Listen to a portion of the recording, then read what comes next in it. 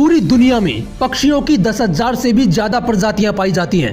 सभी के वही 2 पंजे, 2 पंख और एक गर्दन होती है। लेकिन इन्हीं में से एक ऐसा पक्षी है जिसकी एक अलग ही पहचान है, जो आसमान का सीना चीर के हजारों मीटर ऊपर 120 किलोमीटर प्रति घंटे की रफ्तार से उड़ता है, जो खुद से कई गुना वजन के शिकार को भी अपने पंजों में दबोच कर उड़ जाता है। और इसीलिए उसे पक्षियों का राजा कहा जाता है, जिसे हम बाज के नाम से जानते हैं।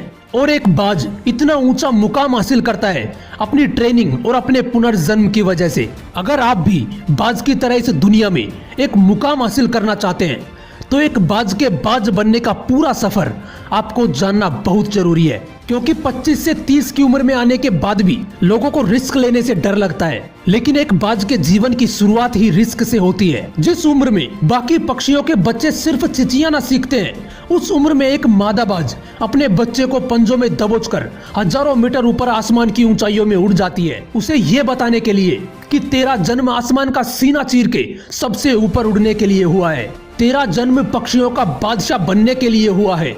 जमीन से हजारों मीटर ऊपर ले जाकर मादा बाज उसे अपने पंजों से छोड़ देती है, और यहीं से शुरू होती है उसकी हाई रिस्क ट्रेनिंग। वो चूजा जमीन की तरफ तेजी से गिरने लगता है। थोड़ा नीचे आता है तो उसके पंख खुलने लगते हैं। नीचे आते आते वो अपने पंख फड़फड़ाने लगता है, लेकिन वो अभी तक उड़ना नहीं सीखा है। वो जमीन से कुछ ही मीटर ऊपर होता है। ऐसा लगता है कि कुछ ही सेकंड्स में इसका जीवन समाप्त हो जाएगा, लेकिन अचानक एक पंजा उसे अपनी गिरफ्त में लेता है और वापस आसमान में उड़ जाता है। वो पंजा होता है उसकी माँ का, जो उसके पीछे उड़ रही थी।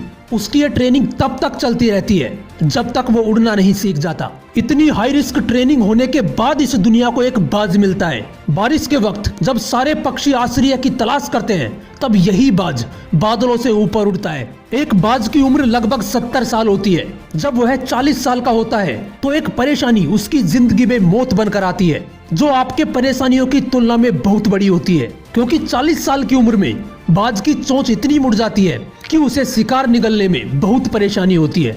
उसके पंख भारी हो जाते हैं, छाती से चिपकने लगते हैं, जिससे उड़ना बहुत मुश्किल हो जाता है। उसके पंजे लंबे और लचीले हो जाते हैं, जिससे वो शिकार को सही से नहीं पकड़ पाता। अब उस बाज के पास सिर्फ 3 रास्ते होते हैं। पहला, वो अपना शरीर त्याग सकता है। दूसरा, गिद्ध की तरह छोड़े हुए भोजन पर निर्भर हो जाए। और तीसरा, सबसे कठिन और पीड़ादायक रास्ता, अपने आप को पुनः स्थापित करने का, फिर से आसमान का सीना चीर के उड़ने का। और वो इसी तीसरे रास्ते को चुनता है और अपने पास की सबसे ऊंची चोटी पर पहुंच जाता है। वहां पर अपना घोंसला बनाता है और फिर शुरू होता है परेशानियों को जड़ से उखाड़कर फिर आसमान में उड़ने का सफर। वो अपनी चोंच को एक चट्टान पर मार मार कर तोड़ देता है, लहूलुहान हो जाता है और इंतजार करता है फिर से नई चोंच उगाने का। उसके बाद अपनी नई चोंच से अपने ही पंजों को काट देता है और फिर इंतजार करता है पंजों के उगाने का।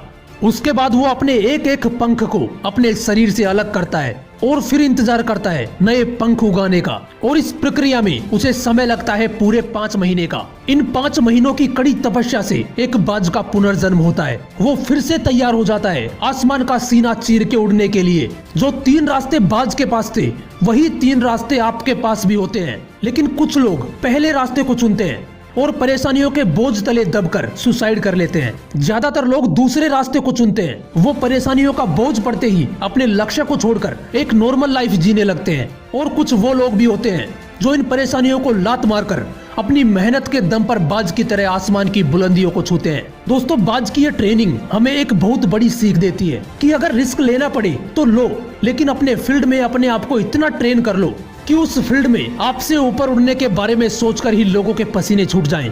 तभी आप अपने फील्ड के बादशाह कहलाओगे। Sachin Tendulkar, MS Dhoni, Cristiano Ronaldo ऐसे ही नहीं बन गए। इन्होंने सबसे पहले ट्रेन किया अपने आप को, फिर इतनी ज्यादा मेहनत करी कि इन्होंने अपने फील्ड में सबकी फाड़ के रख दी। इसलिए एक बाज की तरह बनो। जय हिंद, वंदे मातरम।